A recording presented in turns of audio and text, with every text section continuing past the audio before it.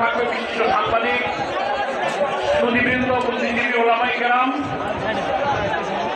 এবং জাতীয় নেতৃবৃন্দ। সুনির্দিষ্ট আসন কারো মঞ্চেও আছে, নিচেও আছে।